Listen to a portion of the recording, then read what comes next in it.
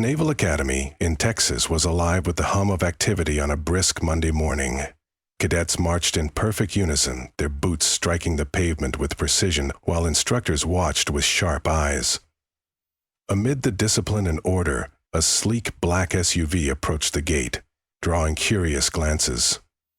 The guard straightened as a man in a tailored suit and signature golden hair stepped out. "Donald Trumph?" whispered Cadet Lieutenant Hannah Green to her friend Lucas.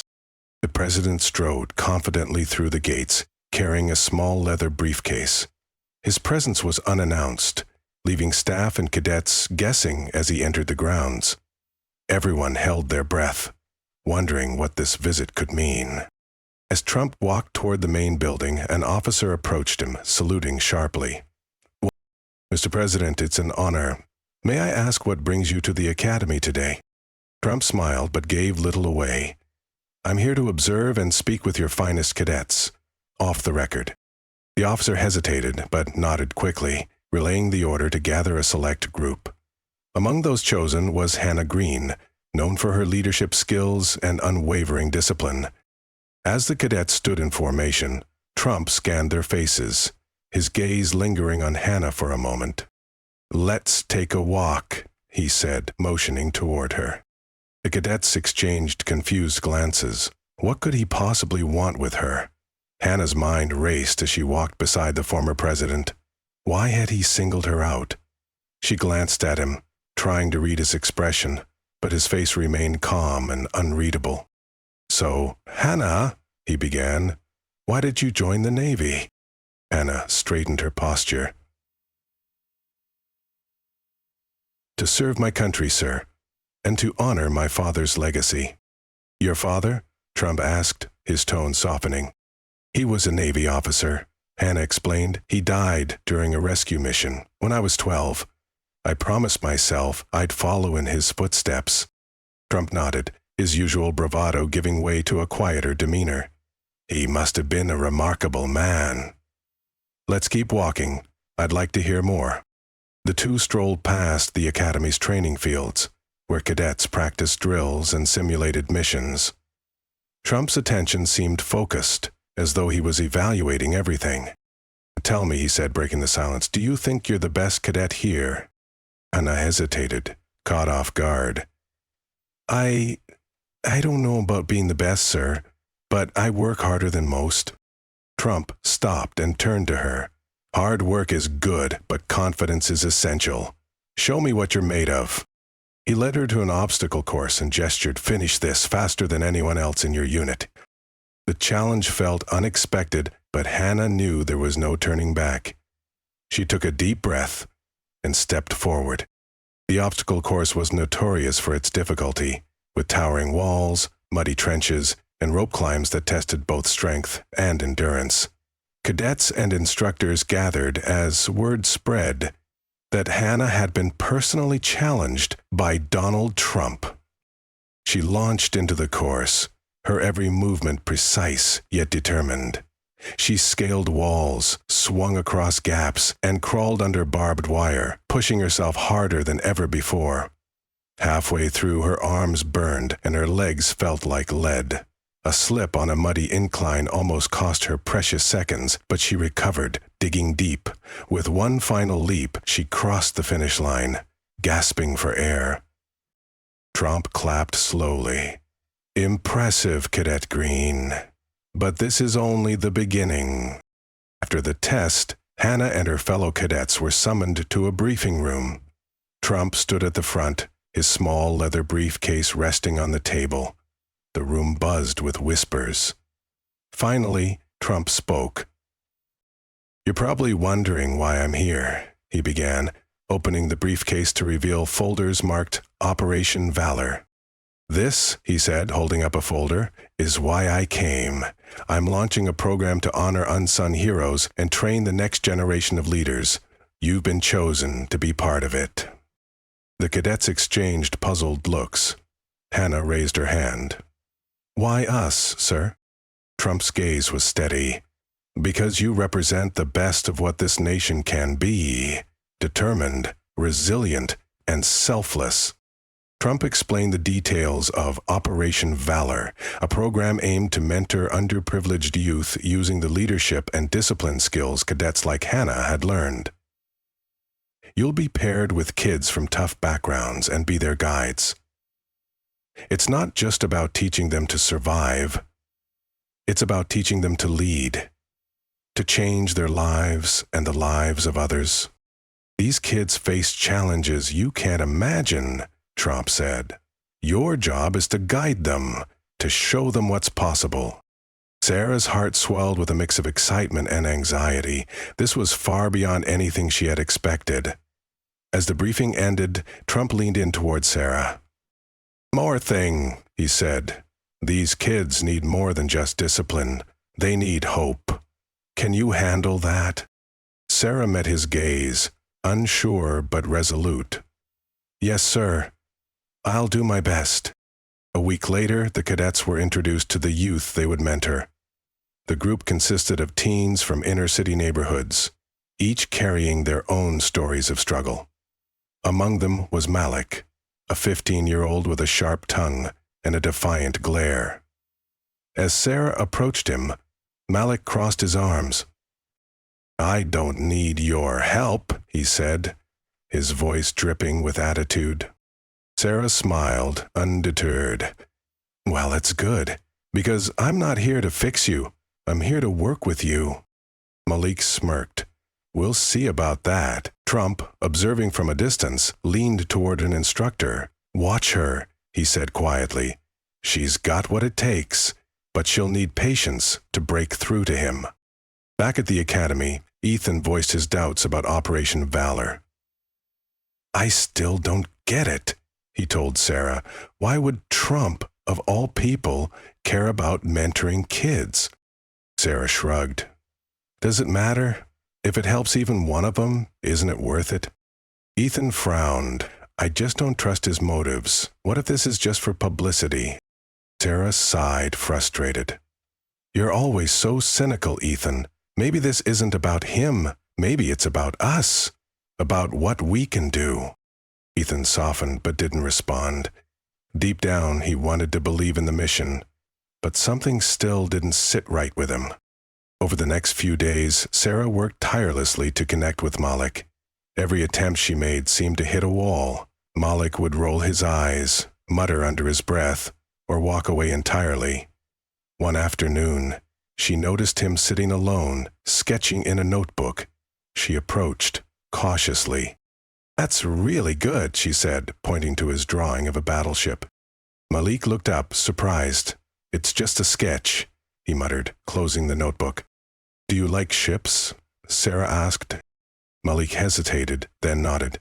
"Yeah, but it's not like I'll ever design one. People like me don't get those kinds of chances." Sarah smiled. "Maybe they do. You just need someone to believe in you." While Sarah worked on breaking through to Malik, Trumph paid a visit to Malik's mother, a single parent working 2 jobs. She barely had time to keep up with her son's needs. "I've heard about Malik," Trumph said, sitting in their modest living room. "He's got potential, but he needs support." Malik's mother looked at him skeptically. "And what do you plan to do about it?" Trumph handed her an envelope. Inside was a scholarship offer to a prestigious art and design school. "This is for Malik's future," Trumph said simply. Tears welled in her eyes. "Thank you," she whispered. "I've been praying for a miracle, and maybe this is it." Ethan, still skeptical, decided to visit one of the youth centers involved in Operation Valor. As he walked through the facility, he saw cadets mentoring kids in various activities, team-building exercises, tutoring sessions, and even mock Navy drills. One boy, no older than 12, ran up to Ethan and saluted. "Sir, I want to be like you when I grow up," the boy said. Ethan froze, caught off guard. The boy's wide eyes sparkled with admiration. Later, as he watched Sarah interact with Malik, something shifted in Ethan. Maybe this wasn't about politics or publicity. Maybe it was about real, tangible change. One evening, Sarah found Trumph sitting alone by the Academy's memorial wall. The names of fallen Navy officers were etched into the stone, illuminated by soft lights. "You've surprised me, sir," Sarah said, breaking the silence. "I didn't expect you to care this much." Trumph chuckled softly. "There's a lot people don't know about me. I've made my share of mistakes, but I've also learned that true leadership isn't about power. It's about service." Sarah was quiet for a moment. "Do you ever regret anything?" Trumph's expression grew somber. "Plenty. But regret doesn't change the past. It only pushes you to do better in the present."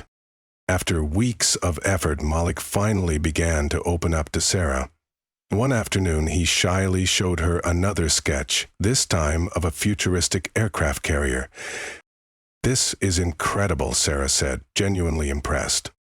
"Genuinely, have you thought about studying engineering?" Sarah asked, her voice filled with quiet encouragement.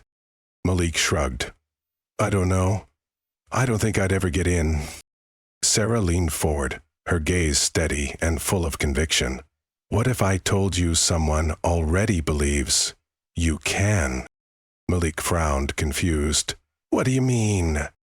Sarah smiled, her eyes twinkling with a secret hope. "Let's just say there are people rooting for you. People who see what you're capable of, even when you don't." Trumph gathered the cadets and kids for a final challenge, a leadership camp designed to test everything they'd learned. The cadets were tasked with organizing the camp, while the kids were divided into teams to complete various activities. Sarah's group, led by Malik, struggled at first, but as the days went on, Malik began to step up, guiding his teammates and solving problems. By the final day, his team had built a detailed model of a ship, impressing both the cadets and the instructor. Trumph observed quietly, a proud smile tugging at the corners of his mouth. At the camp's closing ceremony, Trumph took the stage. The crowd of cadets, kids, and instructors fell silent. "I've seen extraordinary potential here," he began, his voice strong, "and I'm proud to announce that Operation Valor will expand nationwide." The crowd erupted into applause. "This program is about more than mentoring," Trumph continued. "It's about investing in the future of our country. And it's thanks to people like Cadet Green and her team that this dream is becoming a reality." Sarah felt a wave of emotion. She had started this journey uncertain of what it meant, but now she saw the impact they had made. Before leaving the camp, Malik handed Sarah a folded piece of paper. "Don't read it now," he said softly. "Wait until later." That evening back at the academy, Sarah unfolded the letter. It read, "Dear Sarah, thank you for believing in me when I didn't believe in myself. Because of you, I'm applying to engineering school. I want to design ships one day. Real ones, not just sketches. You changed my life, and I'll never forget it." Sarah blinked back tears, realizing that the weeks of hard work and patience had been worth it. As Trumph prepared to leave the academy, he sought out Sarah one last time. "You've done something incredible here," he said, his voice sincere. Sarah shook her head. "It wasn't just me, it was all of us." Trumph smiled. "True, but every great team needs a leader. You remind me of someone I once knew. Fearless, driven, and kind. Never lose that." Sarah felt a lump in her throat. "Thank you, sir, for everything." Trumph nodded, his expression thoughtful. "Keep making a difference, Cadet Green. The world needs more people like you." Months passed, and Operation Valor expanded to cities across the country. Stories of kids like Malik achieving their dreams began to surface. Sarah received updates from her mentees, each letter reminding her of the impact she'd made. Ethan, now fully committed to the program, became a mentor himself, teaching leadership skills to a new group of kids. Trumph, though no longer in the spotlight, quietly supported the program, proving that real change often happens behind the scenes. One day, Sarah received a package in the mail. Inside was a photo of Malik, standing proudly in front of a university engineering building, holding a blueprint of a ship he had designed. A note accompanied the photo. "Dear Sarah, I made it. Thank you for everything. Malik." Sarah's heart swelled with pride as she looked at the photo, knowing that one unexpected visit from a man many misunderstood had sparked a chain of events that would change countless lives. And as for Trumph, his legacy wasn't in headlines or speeches. It was in the lives he quietly transformed, one step at a time. If you're new to the channel, don't forget to hit the subscribe button and turn on notifications so you never miss out on our latest content. And I'd love to hear your thoughts. If you find today's topic intriguing, comment 1 below. If it doesn't resonate with you, comment 0. Your feedback helps us create better videos that match your interests. Thanks for watching, and I'll see you in the next video.